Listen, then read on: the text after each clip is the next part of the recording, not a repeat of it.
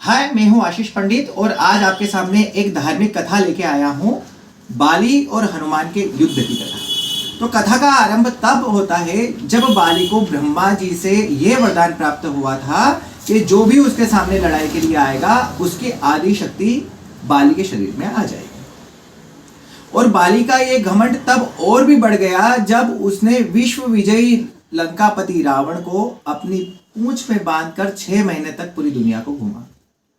अपने शक्ति और मद के अहंकार में बाली इतना मदमस्त हो गया था कि उसे किसी भी इंसान की या किसी भी कोई वस्तु की कोई परवाह न थी। वह अपने मद में चूर हमेशा जाके कहीं वृक्षों की लताएं उखाड़ देता, तो कभी तालाबों के अंदर मिट्टी के ढेर डाल के उनमें कीचड़ कर देता, और इस प्रकार के से सभी जगह वो विनाश करता जा रहा था। एक बार ऐसे ही जंगल में घूमते घूमते बड़े बड़े वृक्षों लताओं को तोड़ता तोड़ता वो उस स्थान पे पहुंचा जहां पे हनुमान जी श्री राम की तपस्या में लीन। हनुमान जी की तपस्या में विघ्न जब हुआ तो हनुमान जी की चेतना जागी और हनुमान जी ने आंख खोल के देखा तो देखा कि बाली चारों तरफ तहस नहस मचा रहा है। यानी चारों तरफ पेड़ बड़े बड़े वृक्षों को उखाड़ रहा है, बड़े बड़े सरोवरों में मिट्टी डाल के उनमें कीचड़ कर रहा है। तो हनुमान जी ने जाके बाली से कहा कि हे बाली, तू अपनी शक्ति के मद में अंधा होके क्या काम कर रहा है? ये तो गलत बात है। तू भगवान श्री राम का नाम ले तो तेरी शक्ति का जो अहंकार है वो कम भी होगा और तू संसार में बहुत प्रसिद्ध होके आगे युगों युगों तक इस चिंता पर राज करेगा। परंतु बाली तो शक्ति के अहंकार में चूर था। वो हनुमान जी से ही कहता है कि कौन राम? ये राम का नाम तो मैंने केवल तेरे मुंह से ही सुना है, इसके पहले तो मैंने कभी राम को देखा ही नहीं। और अगर तेरा राम में इतनी हिम्मत है तो हाँ, मैं तेरे राम को लड़काता हूँ कि वह आके मुझसे युद्ध करे और मुझे युद्ध में हराए।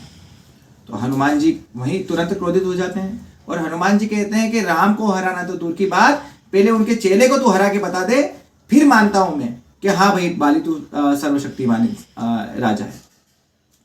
तो दोनों में आपस में मंत्रणा होती है और एक दिन डिसाइड होता है कि इस दिन भैया फलाने फलाने दिन हम आपस में नगर के अंदर युद्ध करेंगे। दूसरे दिन नगर के चौक पे ये घोषणा होती है कि भैया आज हनुमान जी और बाली का युद्ध होगा।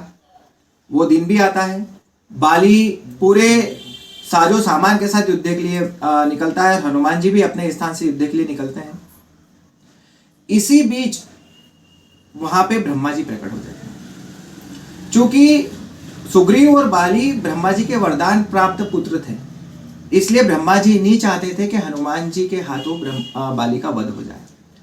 इसलिए ब्रह्मा जी हनुमान जी के सामने प्रकट होते हैं और हनुमान जी से हाथ जोड़ के प्रार्थना करते हैं कि हे महाबली हनुमान, आप अपनी शक्ति का केवल 10वां अंश ही लेके जाएं, बाकी का जो 90 गुना अंश है वे यहीं रख के जाएं, क्योंकि मेरा पुत्र बाली अहंकार में चूर हो गया है, आपकी शक्ति को जानता नहीं है प्रभु, तो वो सहन नहीं कर पाएगा।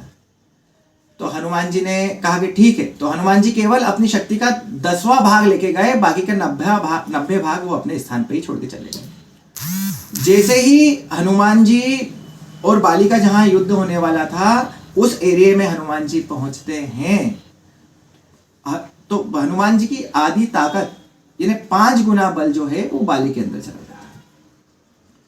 जैसे ही बाली के अंदर हनुमान जी की आधी शक्ति जाती है, बाली का पूरा शरीर कांप उठता है, उसकी नसें नसें फूलने लगती हैं और उसके शरीर में असहनीय दर्द हो जाता है।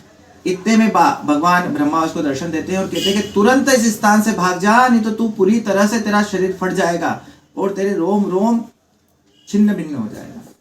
बाली तुरंत वहां से भागता है, गिरते पड़ते दौड़ता दौड़ता दौड़ता दौड़ता भागता है और 100 योजन भागने के बाद नीचे गिरता है और तुरंत वहां हनुमान जी प्रकट होते हैं। बाली उनसे हाथ जोड़ के माफी मांगता है कि हे प्रभु, केवल आपका 5 योजन यानी 5 गुना केवल बल मेरे में अंदर आया था और मैं शक्ति से सह नहीं पाया।